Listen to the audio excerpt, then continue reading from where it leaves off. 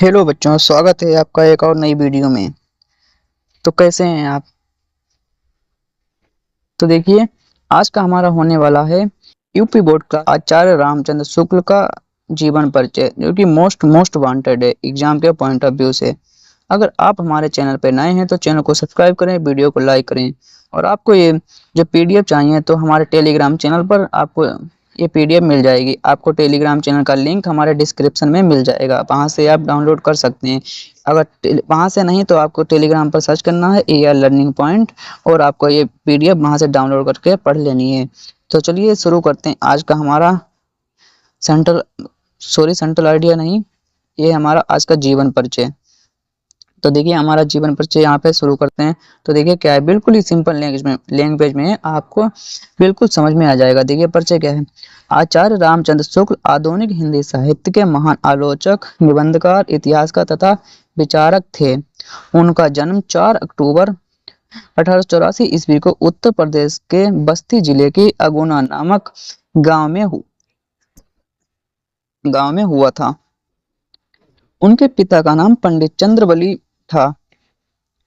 शुक्ल था।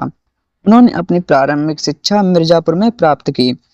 आगे चलकर वे काशी हिंदू विश्वविद्यालय के में हिंदी विभाग में अध्यापक बने। ठीक है, नेक्स्ट चलते हैं, अगला क्या है यहाँ पे देखिए। फिर उसके बाद में आचार्य शुक्ल ने हिंदी को नई दिशा दी। इन्होंने जो हिंदी को नई दिशा दी, उन्होंने हिंदी आलोचना को वैज्ञानिक और व्यवस्थित रूप दिया। इसी कारण उन्हें आधुनिक हिंदी आलोचना का जनक कहा जाता है। ठीक है, जो हिंदी आलोचना का मतलब उन्हें जनक कहा जाता है।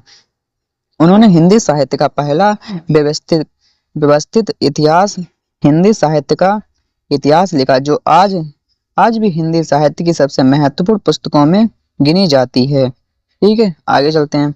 आगे क्या है, ये हिंदी साहित्य के विकास में उनका योगदान अत्यंत महत्वपूर्ण है।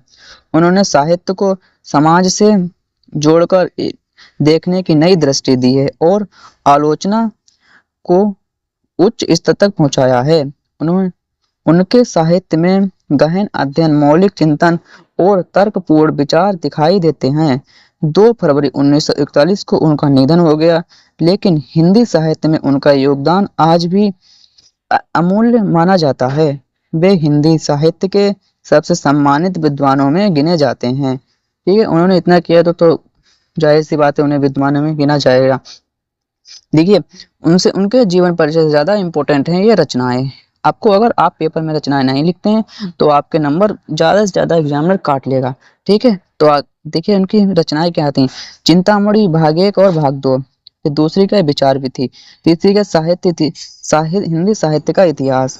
फिर रसमीमांस, सूर तुलसी, जायसी जायसी ग्रंथावली, भ्रमर गीतसार, अभिमन्यु व्रत तथा 11 वर्ष का समय प्रमुख है।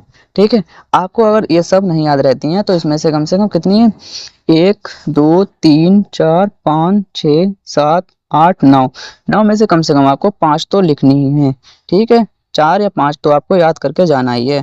ठीक है, आपको ये पीडीएफ हमारे टेलीग्राम चैनल पर मिल जाएगी, आपको वहां से ज्वाइन कर लेना है और अभी पीडीएफ को डाउनलोड करके पढ़ लेना है। ठीक है, आपको टेलीग्राम पर आपको बता दिया कि उसका लिंक डिस्क्रिप्शन में मिल जाएगा। ठीक है, उससे पहले अगर आप हमारे चैनल पर नए हैं तो चैनल को सब्सक्राइब जरूर कर लेना, क्योंकि हम यूपी बोर्ड से रिलेटेड वीडियो डालते रहेंगे एग्जाम के पॉइंट ऑफ व्यू से, मोस्ट इम्पोर्टेंट, इससे आपके पास वीडियो पहुंच जाए और आपके अच्छे नंबर पेपर में बन जाए। ठीक है, मिलते हैं अगली वीडियो में, तब तक के लिए धन्यवाद।